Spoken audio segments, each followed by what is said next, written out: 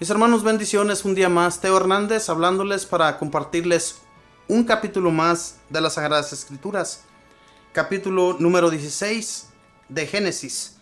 Les invito, mis hermanos, a que saquen su Biblia. Vamos a compartir todos juntos de la palabra de Dios. Vamos a llenarnos de la palabra de Dios. Es comida para nosotros.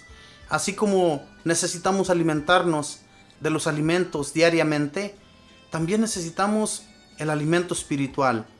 ¿Y cómo vamos a crecer espiritualmente? Si no tomamos las Sagradas Escrituras, si no leemos de ellas, y si no nos llenamos del amor de Dios, y si no pedimos de su comprensión, nosotros, mis hermanos, no vamos a hacer nada en la vida. Necesitamos de la ayuda de Dios, al igual que Abraham, cada que Dios le hablaba y él contestaba con satisfacción, nunca se negó a las palabras de Dios. Este hombre, aunque no era profeta, pero era un seguidor de Dios. Dios le hablaba y él escuchaba y estaba atento a sus palabras. Voy a comenzar, mis hermanos, a leer este capítulo número 16 de Génesis. Y lo leemos en el nombre del Padre, y del Hijo, y del Espíritu Santo. Amén. Sarai, esposa de Abraham, no le había dado hijos, pero tenía una esclava egipcia que se llamaba Agar. Y dijo Sarai a Abraham: ya que Yahvé me ha hecho estéril, toma a mi esclava y únete a ella, a ver si yo tendré algún hijo por medio de ella. Abraham hizo caso de las palabras de su esposa. Abraham llevaba 10 años viviendo en Canaán, cuando su esposa Sarai tomó a su esclava Agar y se la dio a su esposo Abraham por mujer. Abraham pues se unió a Agar y quedó embarazada. Al notarse Agar en ese estado, comenzó a despreciar a su señora, quien dijo a Abraham: que esta ofensa recaiga sobre ti. Yo te entregué a mi esclava por mujer, y cuando se ve embarazada, me pierde el respeto. Juzgue Yahvé entre tú y yo. Abraham le contestó: ahí tienes a tu esclava, haz con ella como mejor te parezca. Y como Sarai la maltrataba, ella huyó. La encontró el ángel de Yahvé junto a una fuente de agua en el desierto, la fuente que hay en el camino de Sur. Y le dijo: Agar, esclava de Sarai, ¿de dónde vienes y a dónde vas? Ella contestó: estoy huyendo de Sarai, mi señora.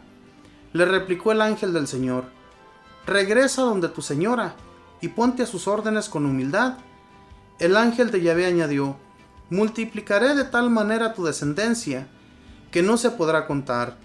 Y el ángel le dijo: mira que estás embarazada y darás a luz a un hijo, al que pondrás por nombre Ismael, porque Yahvé ha considerado tu miseria. Él será un potro salvaje, él contra todos y todos contra él, y plantará su tienda frente a sus hermanos.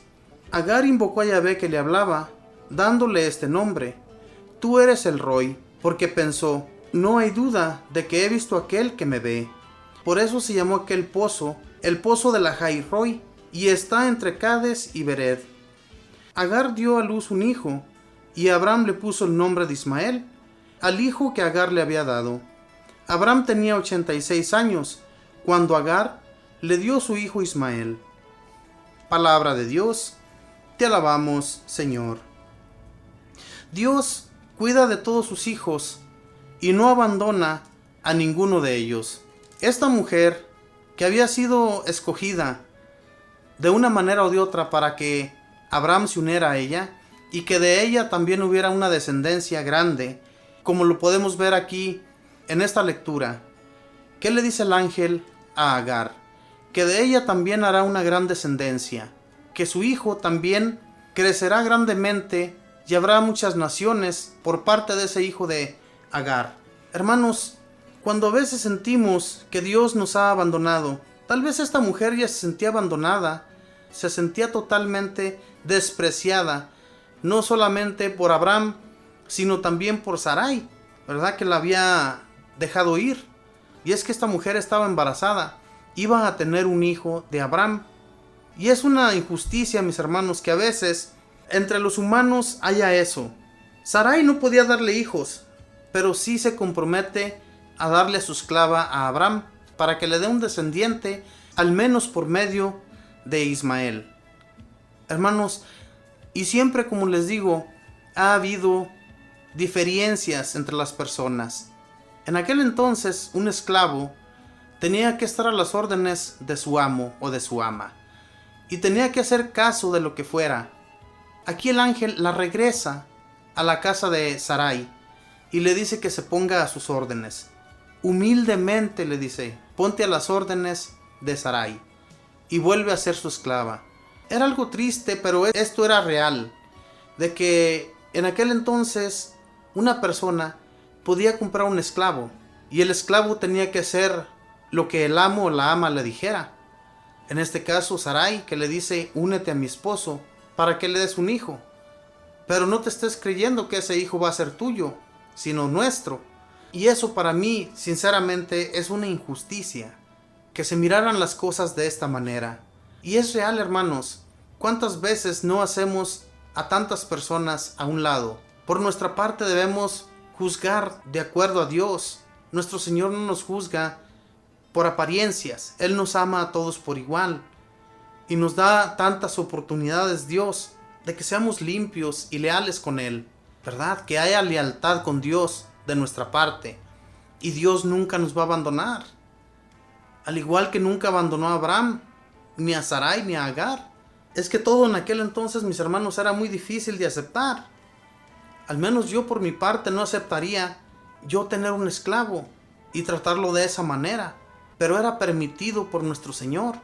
En aquel entonces había familias muy ricas, había familias que tenían muchos bienes, pero de repente por las sequías o porque se empobrecen endeudándose con otras personas, terminaban vendiendo todos sus bienes y al último se vendían también ellos como esclavos. Y era permitido. Y cuando los esclavos ya tenían una cantidad de años sirviendo a su patrón, el patrón tenía que darles la libertad. Eso era por ley de Dios.